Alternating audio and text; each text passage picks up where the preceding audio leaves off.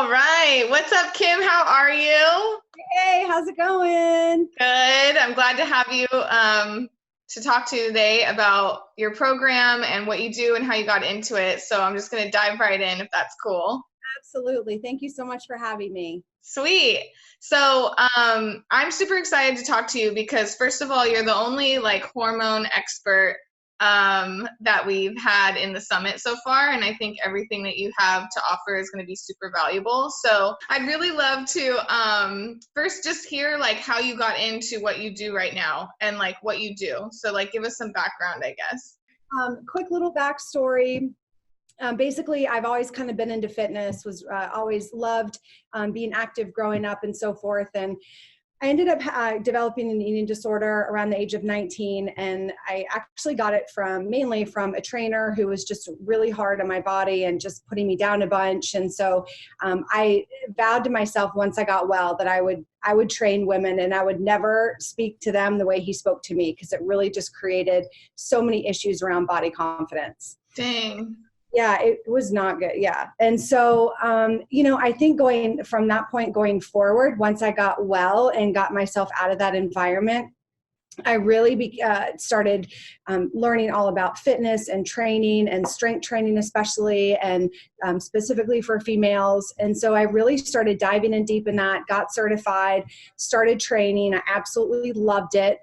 And then after about 4 or 5 years, I started having an itch for more. I knew that I could help more women outside the confines of the gym.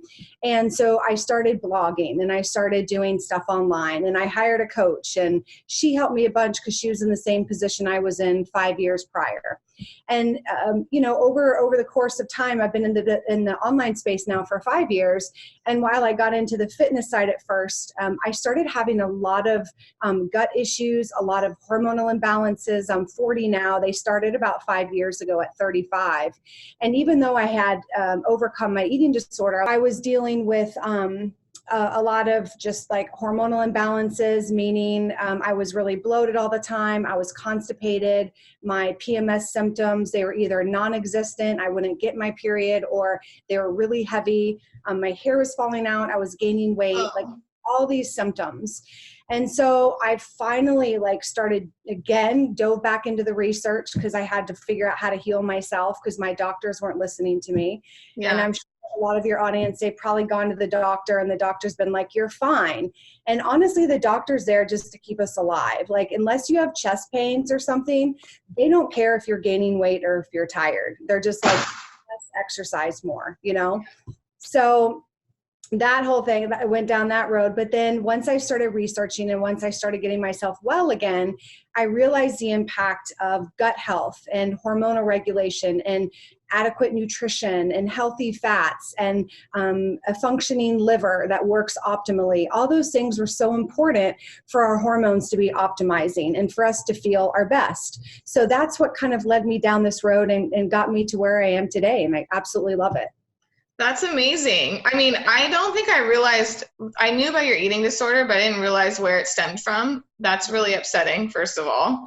But I'm so glad that I'm really glad to know someone like you who has the expertise in this area, because I'm someone who's struggled with gut issues. Yes. So, yeah, it's like, I feel like I'm sure it's not more prevalent now than it used to be, but it's like more talked about and people are more aware of it, but people still don't know how to treat it or handle it. So, and I think a lot of women, they think being constipated is normal. Mm-hmm. They think going to the bathroom for 2 weeks is normal. They think that after eating something and feeling really extended, that's normal, or pains are normal, or fatigue, like underlying relentless fatigue is normal. It's not. Yeah. I think we get so accustomed to that based on what we're taught. You just have to keep pushing. You have to work through it, but it's not how it's supposed to be. Right. Mm-hmm. And I definitely want to talk more about that, but I would love, because the women that are watching this are they're going to want to know more about that for sure. But I feel like they're also trying to get connected to like their purpose and like, I want to talk about that. Yep. Yeah. So, I mean, dive into that for us. Like what took you from doing what you were doing before to like really finding your niche and like what drives you? I think that's such a great question. And, I think one of the best things your ladies can do is to really take a step back. And I really believe that at our core, we are meant to help women at a former version of ourselves. So while we have gone through something, obviously it's not best to do it when you're in the midst of it because you can't understand the full lesson. But Mm-hmm. after you have overcome something, so let's say your ladies have overcome something major, whatever it may be, I really truly believe that once they go through it, they get to the other side and they've learned the lessons through it all. That's what they're meant to teach. Not every time, but a lot of us teach a former version of ourselves because we Yeah. want other women to heal quicker, be well faster, and get to the other side a lot quicker than we did. So I think that's huge. So it doesn't take a lot of work to say, what is my passion? A lot of it can be what we just went through and we understand it. So we're able Yeah. to have empathy for other people that are going through it. I think that's the biggest one. And then not forcing it. Sometimes when we force it and we want it, it's not going to come. Sometimes it'll just come at the most random time and you're like, wow, that actually feels really good. Or tapping into kind of the energy sources of, okay, when I'm doing X event, this makes me feel really alive and happy. Tune into that and see what that is and what your environment is. And I think that's important to look at too. Definitely. That's really good advice. I love the fact that you said that we're helping women who are like former versions of ourselves because you don't have to necessarily be like a full-on expert, but if you've learned something and you can share what you've learned with somebody else, I mean, honestly, I feel like that's really what we're all here for, right? I mean, Totally. we're I just know here to connect. for sure. And I know so many people that have their doctorate, that have their PhD, that have gone through like years and years and years of training, and yet they're not implementing it because they're too afraid. Versus Mm, people that, okay, I still feel like you can be an expert. Even if you don't have a PhD, you can still teach and educate on a whole new level, much more than the person that's just read it through a textbook, because you can really relate with the individual. yeah, Mhm. totally. So, okay, so that's really good advice. Definitely just have someone like tune in to what excites them Yes. and to look at like struggles that they've overcome. And if there's one that really stands out that changed them as a person, that's probably a sign that you should be helping other people with that, right? Yes. Yes. Yeah. Hmm. So awesome. Okay, so then tell us a little bit more about hormone balancing and gut health. Like, what would be like some of your top tips or things that you've noticed women struggling with in this area? A little bit more about hormones and like how would a woman know if she was having hormonal issues? And that's such a great question because we're all different. But some of the main factors would be extreme fatigue, hair loss, acne around the chin, major PMS symptoms, just super heavy bleeding, blood clots, weight gain, especially in the midsection or hip area, major anxiety and depression.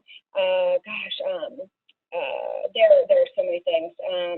Fatigue, yep, just feeling wired but tired, feeling like you're absolutely exhausted, but yet you're so wired and revved up. Major mood swings where you feel super moody, like maybe the carpet's uneven and you flip out, but it has nothing to do with the carpet. You're just like really anxious and stressed to the max.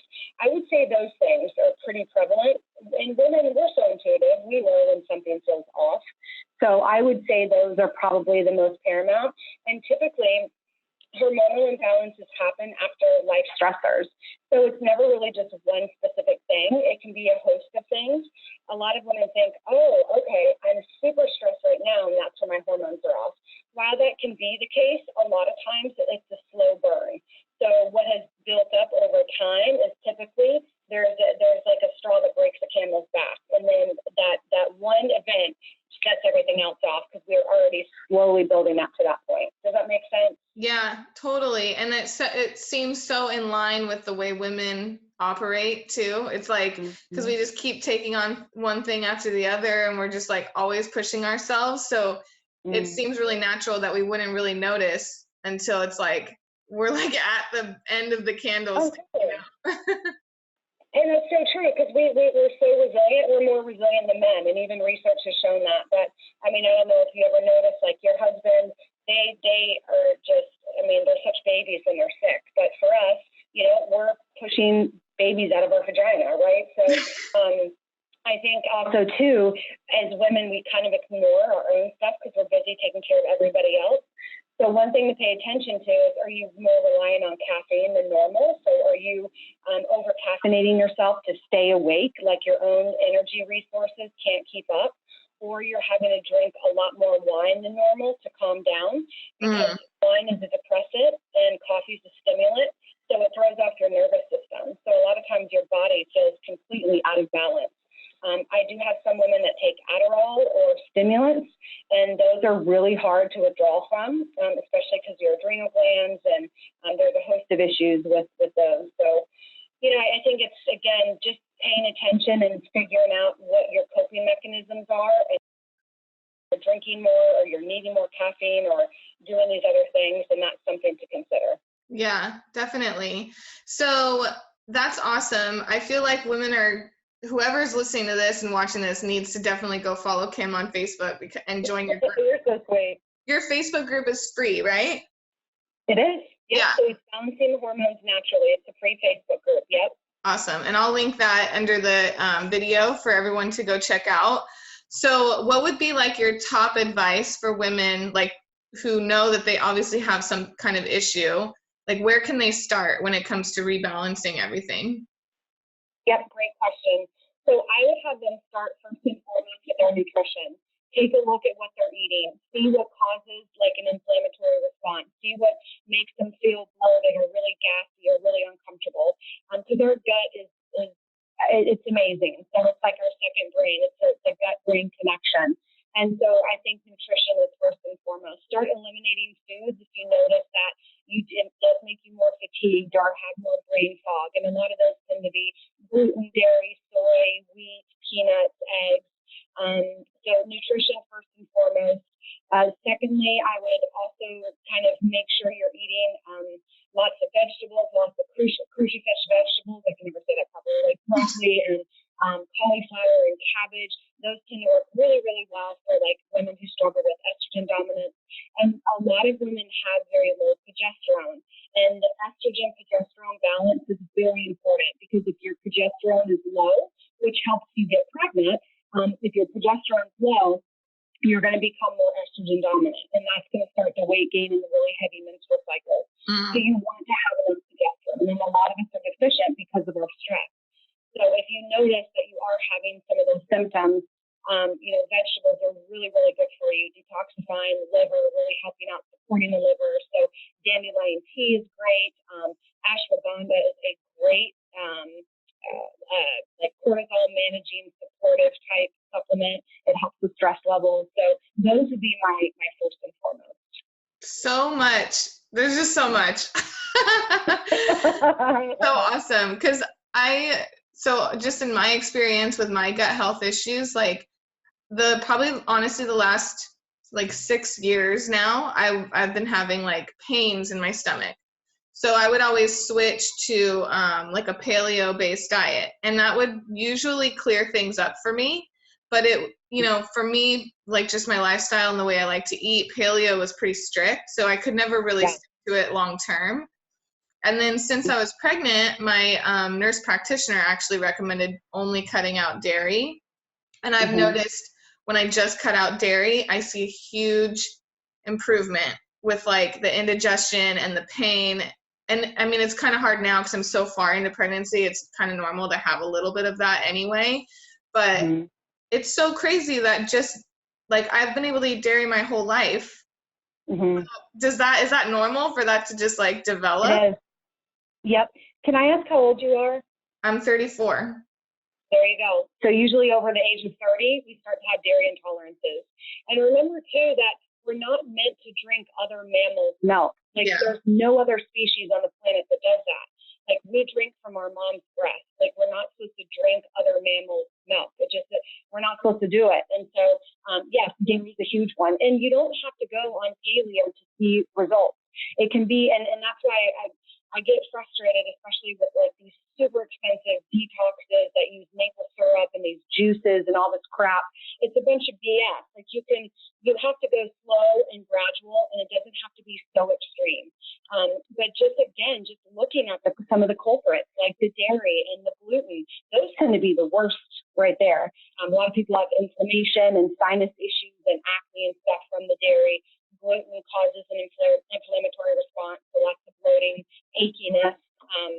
So those are pretty important. But again, it doesn't have to be expensive, and it doesn't have to be where you are having to completely eliminate everything. Like if you hear that extreme, run the other way. It's not meant to be that way. Yeah, because at first, like the first thing that came to mind when you mentioned all of the culprits or potential culprits, I was like, vegan. Like I'm gonna have to be vegan.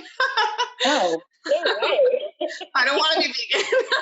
Nope, you do not have to be vegan. I can promise you that. And I'll tell you right now, I apologize to the vegans out there. If you're a vegan, that's amazing. I have yet to meet a healthy vegan. I just haven't. Like they've had a lot of health issues. So yeah, but that's There's a lot of overweight vegans too, because I help some of them in my own program. Yes, it's true. Well, they're eating all the wrong things. So you're not getting adequate nutrients.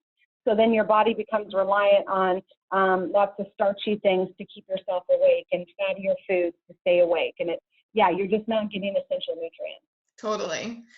Thank you so much, Kim. This has been really, really educational. Yeah. I love it. Thank you so much for having me. Yes, it's been a pleasure. And I'm just going to apologize if there's been technical difficulties for anyone listening for some reason. I know. We've been struggling, but I'm definitely going to link all of your social media accounts below so people can check you out. And then do you have a freebie offer that we can talk about? I do, yes.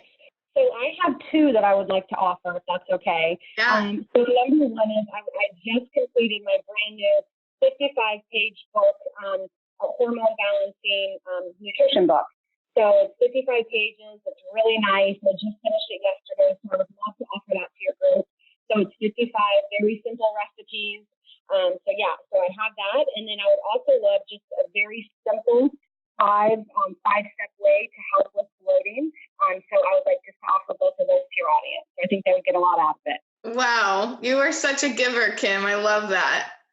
Oh, well, yeah, I'd love to help out. That's amazing. I'm excited to download those. So I'm sure everyone else will be too. But thank you again so much. This has been a real treat, and I hope everyone goes and follows you and checks you out. So. Oh, well, thank you so much. And hey, good luck with your pregnancy and stuff. Keep me posted. Thank you. Yeah, by the time people are watching this, I could literally be due at any moment. So. Right? Yeah. All right, Kim, have a great day. Thanks again. Thanks, you too. Okay, bye.